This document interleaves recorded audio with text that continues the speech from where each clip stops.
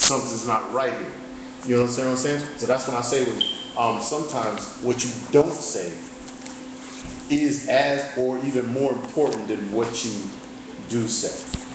Okay? And it has really to do with being honest. And so the point is, God is saying, I'm not the one that's calling you to be perfect. What I am saying is, if you allow me, I'll make you perfect. If you allow me. If you give me free reign in your life, if you don't cut me off from certain sections of your life, if you don't take me out of your emotions, if you don't take me out of your career, if you don't take me out of your love life, if you allow me into all these different areas of your life, I'll make you perfect. You can't do it. And the more you try, the more stressed you get.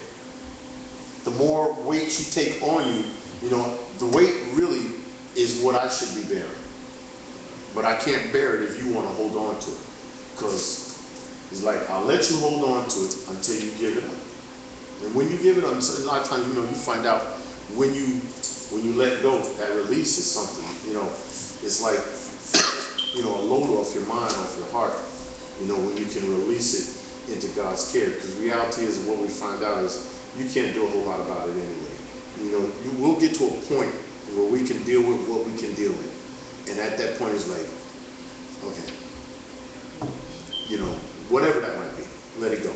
All right. So my point is, though insisting on obedience, God insists on obedience. He's proved himself many times over to be patient, understanding, and merciful in matters of proper form.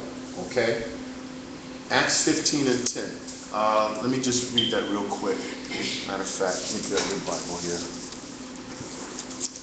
Be quicker. We'll just turn to Acts 15 and 10. All right, Acts 15 and 10. Ooh, Lord, that letter is small. It says, now then, why do you try to test God by putting on the necks of the disciples a yoke that neither we nor our fathers have been able to bear? This is the council at Jerusalem, and this is really Paul. We're talking about when he was preaching to the Gentiles, and I told y'all about, they all want, the Jews are saying, you got to be circumcised to be part of us. You got to be circumcised. You Gentiles, y'all don't know nothing about this. You got to be circumcised. And you got to follow the law and all these different things. And Paul asked the question and said, listen, the reality is, and this is what I like about Paul, he cuts right to the point. He says, the reality is, you, your mama, and your daddy haven't been able to keep the law. Why are you trying to make them keep the law? You ain't perfect. Why are you putting a yoke on the Gentiles that you haven't been able to keep yourself? That's right to the point. And that's the reality, is what it is. It's a yoke. Okay. Now, there was a purpose for the law, and it's in this 5th chapter of Romans. All right. And the reality is, the purpose for the law was to point out sin.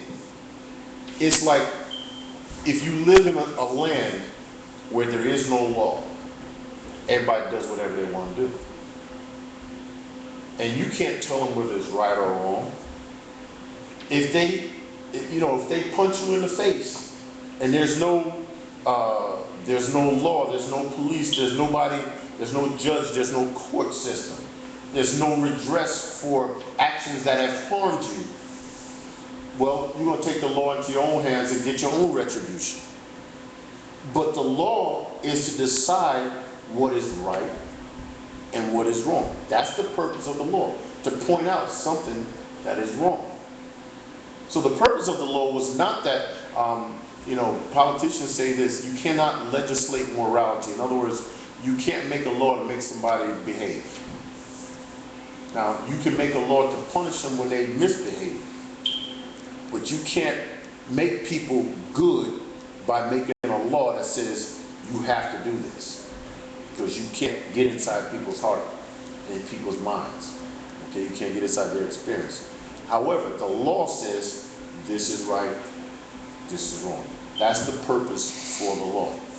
So there was a purpose for the law, even though Paul is trying to let them know that the law has its time up until Jesus came, because everything was pointing towards Jesus. And the reality is now this revelation says that